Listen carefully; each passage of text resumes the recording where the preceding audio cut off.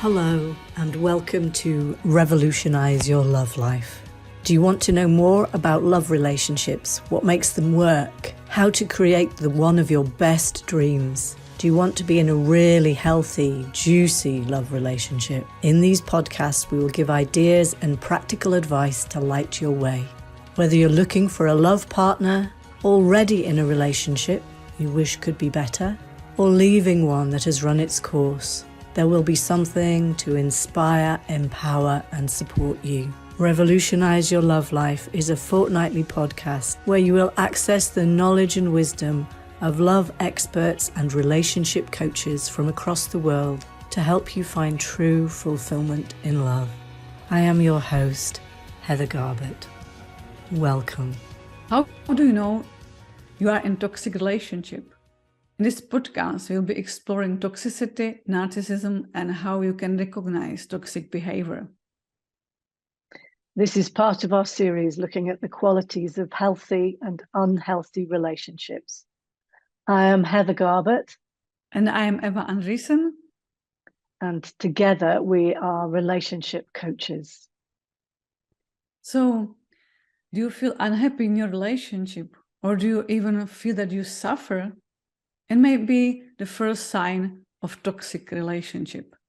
Because it's actually not normal to feel fear, obligation, or guilt in relationships. Usually we call it fog, that we experience fog, like that we can't even breathe because we feel that fear, obligation, or guilt. And it's really like not normal to have the fear that you can't say something or that you are worried what your partner will react on your request, for example. Yes, and the fog is also what we experience in our minds, where we can't think what is reasonable and what isn't reasonable, if our needs are too much. You know, there are basic needs that we all need to have fulfilled. And they are for things like respect, love, being listened to, having our needs recognized, having our good qualities recognized, having our requests recognized. And if those things aren't present and with a willingness to resolve conflict and to have several conversations if we need to, what have we got? A toxic relationship. Yes, and sometimes we doubt that we can have this. That is it really possible to have something what you just said in our relationship? Because sometimes when we didn't have it as kids, we don't expect to have it in our relationships. Because if we experience that fear already when we were little, or that not really safety, or we were feeling guilty because of our parents were angry all the time, we just take this into our relationships. And actually, we don't know what is healthy and normal because we experience a lot of punishments already and a lot of criticism in our childhood. So it's the thing that the toxic relationship is not only what we experience with our partners in love relationship, but we also we can experience with our parents, with our siblings, even with the boss or colleague in your workplace.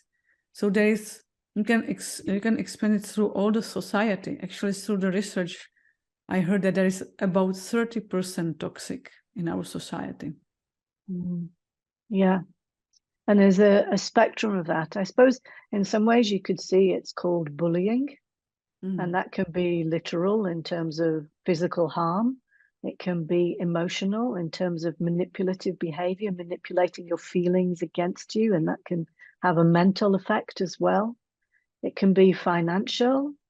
It can be restricting your freedoms. There are lots of ways it can be expressed. Yeah. And I would say that the hardest experience what we have in relationship is when your partner or even your colleague or sibling is narcissist. Because this is really a relationship about power and control. You know, and it's so confusing because narcissistic people are usually very charming. They are at the beginning of the relationship, you experience love bombing. You experience like, oh, this is my soulmate. He is so nice to me. He's like so great person. And suddenly it changed to nightmare or hell. and you are confused. What is wrong? Usually people say, oh, what is wrong with me? He changed. I need to be better. I need to prove that I'm good, that he's good again. And usually we take responsibility, because usually narcissistic people actually choose the people with high empathy. Do you agree, Heather? Yes, absolutely. They'll choose people who are empathic. No, I count myself amongst that, because we're likely to want to please. We want to take care of. We really feel this for the other person, and we want them to feel good. And we're likely as well to be potentially a little bit sacrificial. So we are ripe for the picking for a narcissist. And I loved what you said, Ever, about them really knowing who we are and how to choose us. Yeah, they all usually choose very, very good people. What I could see through my experience with my clients, that they know who to choose, because they need someone who is really good, because they want them as their source of their like improvement, or like need somebody who can really do a lot of stuff for them. So they need very strong and reliable person. But actually, because of that effect of the narcissism, usually that people can't stay so like in their true self, because they experience later on a lot of gaslighting or punishment or humiliation or high criticism, because it's what narcissists do. And we take it personally. We take responsibility for a lot of stuff as the empath people. Actually, we got very down, and we start to completely doubt ourselves. Even if the people were very confident at the beginning, they start to completely doubt ourselves. And if I can add one more thing, it's like I can see how it's like dangerous, really dangerous, for our health, because I know so many people, they ended up with depressions, very back pains, cancer, or other other illnesses or pain, physical pain. The illnesses of huge stress. Yeah. And the narcissist is a very insecure person. So they are at all costs going to protect themselves, because if they feel in any way shamed or blamed or held to be responsible for their behavior, they come out really defensive and attacking. They can't bear, they would collapse and cave in if they took some responsibility and admitted any sort of being at fault. So when they come out gaslighting or punishing, it's from a fight or flight mechanism, which is so powerful for an empath to receive. Just huge. Yeah. And the beginning piece where they're love bombing you, they're very highly skilled at listening and understanding what it is that you want from a relationship. And they can manage that for maybe 6 months or so. Even longer sometimes. I heard even that like for even 2, 3 couple of years. Couple of years, because so it's so dangerous and invisible. But there are actually red flags, Heather. We can notice. They are. Would like to name them, let's say, about them. Some red flags. I think, go on. Which we can notice already from the beginning, but they are so invisible if we don't know about it. Yes, I would look for if they walk their talk with other people. Like for me, I always look at how they treat waiting staff at tables, how they negotiate if something is wrong, if they go into a real victim position and come out aggressively. I mean, I know a lot of people have these qualities when they're insecure, but the quality of it is sort of like ruthless, absolute determination. And you'll notice that even in the early stages, you'll notice how they treat other people and be a bit, what? Did they really do that? But you'll probably suppress it because they're being so charming to you. I think there's even a book called Charming Men Make Dangerous Lovers. And charming women do as well. Yes. Yeah. And also sometimes what they do, they already start to control, manipulate you right from the beginning. Like, oh, maybe don't take this dress, that other dress are better. Or we go to this restaurant, this is the best restaurant. They always disagree with what you say, but in nicely like way. And suddenly realize that everything is according what they want. Yeah, so that is also very subtle. It's sometimes like, because they do it in that bombarding way, so that you can't see that it's something like control already from the right beginning. And there's the steady peeling you away from any other people in your life that will love and support you. So they'll go into a victim state when, I don't know, if you're out with your girlfriends, they'll come and text you all evening saying, how could you leave me? How could you go out? And then other times it will be, are you really putting your mum and dad before me, before us? If it's a real relationship, you wouldn't be doing that. So it's that subtle stuff, and none too subtle. If you see it at the beginning, it's like a sledgehammer to crack a walnut. But by the time you've had the water dripped on a stone in that nice way that you're talking about, oh, not that dress, this dress, then you're like the proverbial frog being boiled in water. You don't notice when it's cold, and you're dead by the time it's really heated up. I like this expression. Yeah, it's so true actually in this case, because it's so long invisible that actually like people are in the end like boiling themselves in hot water, but at the beginning they warm it up very slowly. Yeah, another thing, it's like change your mind in the first dates, or say no to stuff, or say what you don't like about what they said, for example. You will always see the reaction. And sometimes what we do at the beginning of relationships, we ignore these red flags, because we like say to ourselves, oh, there are so other good qualities. Yeah, but really observe what is happening. How do you feel around it? Because I think that it's so important to really create a healthy relationship. It's be connected to yourself, to your feelings, to your needs, to be clear what you really want. And if you are disconnected, you can realize and you can realize and recognize these red flags. Because you become complicit in it, by giving away your power consistently, by not speaking up, by not honoring your own feelings and needs, by putting them first more or less exclusively. Then you're making sure the relationship turns out like that. If they weren't like that already, if you keep doing that, they're likely to get worse and be more like that. Yeah, definitely. So really be aware what is happening with you, what you want to create in your relationship. Because me and Heather, we really stand for healthy relationship, equal relationship. And actually in toxic relationship, there is always the domination. It can be like the one dominate with aggression or criticism or punishments. And there can be also that more unrecognized domination, that like secret domination, yeah, that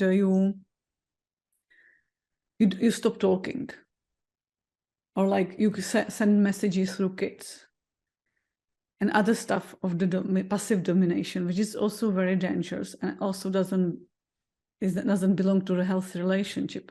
And if you have this pattern maybe from your childhood and you want to work on it because you know that is like your pattern, you are willing to work on it. But the unhealthy person or toxic person doesn't want to do anything with that, because they are not aware of the impact it might have on you. They don't bother because they only care about themselves. Yeah, absolutely. Yes, I was thinking a little bit more about the qualities in empaths which make us a bit susceptible. And I think it's because we're so loving and caring and feeling for others, people, we might have a little bit of grandiosity that we can really rescue others. And if we're going into a relationship with somebody who's narcissistic and toxic, we might think, well, we're the one to heal them. I'm sure we can work through some of this terrible stuff that's happened to them. Their ex-wives are always out to get them. That awful bank manager who's persecuting them for an unpaid loan, or the law is after them. They've got it all wrong. we may believe all those stories and think, this poor person has had so much happen to them. How can I help? Whereas in fact, they've had all that happen to them because they behaved so badly, irresponsibly, negatively. Yeah. And also sometimes they really lie. They are big liars and create a lot of stories which are not true. And they like to be victims to get the power. So if they know that you want, that they can actually feel that you can save them, or that you want to have this rescue pattern within you, so they would play victim to really get you, you know. And always I think that it's also what they use as their like another trick. Like if they feel that they are losing you or that you realize them, they start to be victims. Or like, oh, poor me, if nobody likes me, I am happy that you like me, that you support me. And of course they are so good to hook you in. Yeah, they really hook you, and and it's so hard to leave these relationships because you are really hooked in, how we say it. Yeah.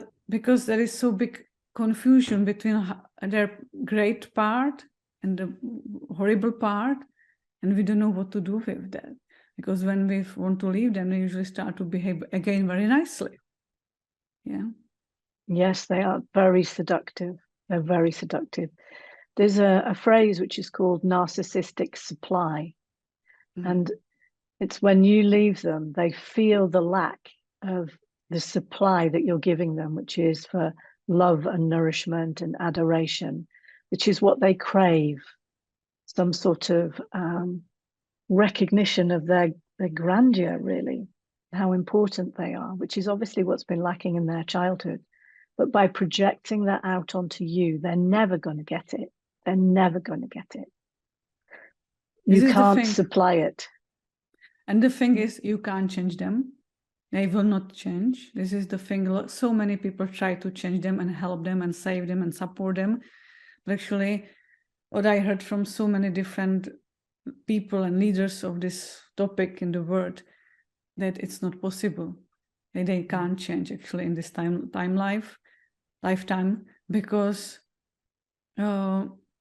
they don't have the self-reflection. They don't have the empathy. They actually, it's so strong habits they created to protect themselves that they can't really change it. And so many people tried, and it's really not possible. And I know have so many clients who want to be the first one who will change them or support them in their change. And there's always so much disappointment in that. What do you experience, Heather, with your clients? How do you see Absolutely. If you feel, when you're going into a relationship, I've seen this in my clients for sure. If you're going into a relationship with somebody that has great need, there's usually some drama in the background, either with exes or situations or immigration, something where they really need you and you're the answer to their prayers and you're so wonderful. And then the envious attacks come in, just pulling you down, and because they can't afford to lose you, they want to really hold on to you. Yeah, and also, sorry. No, yeah, like they also idolize you. So when you actually don't fulfill their expectations, which is impossible to fulfill, they get so disappointed that they start to gaslighting you, punish you, and criticize you, and you feel really bad and wrong because you want to be that person, but it's impossible because there is nothing good for them. Everything can be better. Everything should be even like much more better or different way or better way, or in like for example, with the food, there is too much vegetable or not enough vegetable or a wrong combination of vegetable. Yes, keeping you on the wrong foot. Yes, definitely. Diminishing your confidence so you don't go away. Yeah. This is the thing.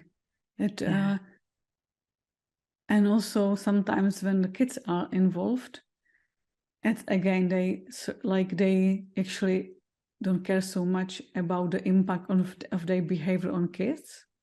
So it's again very hard to leave these people because they use the control and power over the kids, to get control over you. So yeah, if you realize that you are in toxic relationship, and even with any narcissist, it's always better to search for the support, help, because it's hard to hold it on yourself. Yeah. And it's so sometimes important to actually know what you face, who is in front of you, because I think so many people don't know that it can happen to them, and then it's like we feel powerless or like hopeless with that situation, because what to do now? Yeah. So seek for help and support. Me and our Heather can support you in this topic, in this toxic relationships. And even if you've left before and gone back because of the power of this manipulation, you still can leave. You know, your friends may be tired of seeing you come and go, but if you can really resolve to leave, don't tell your partner that you're leaving. Just arrange it all beforehand, get the right support from the Women's Aid organisation in the UK can help. There are lots of places that you can go that will really support you to find a secure and safe place to go, and really involve your friends and safe members of your family, if it's anything connected with your family, and leave. Yeah, and sometimes we really need to build our self-confidence to do it, and have really like some financial reserves or support. So it's important to be ready for this big step. And also you need really be brave and have somebody who will support you to do it, and then build new life from the right beginning.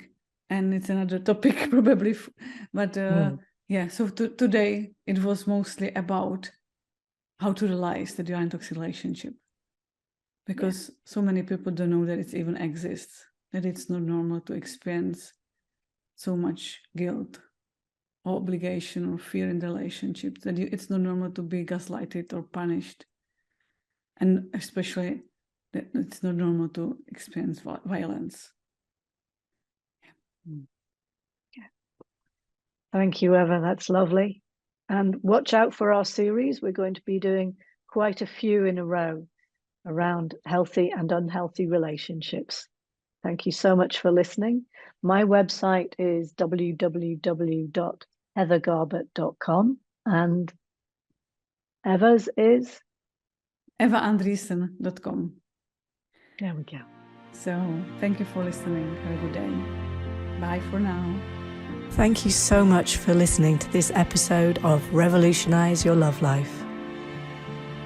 I'd like to know what has been your biggest takeaway from this conversation. Do take a minute and share this with us, and visit us on our Facebook page. You can connect with me personally on my email at heather@heathergarbutt.com. If you can think of someone who will benefit from listening to this podcast, please do share it with them.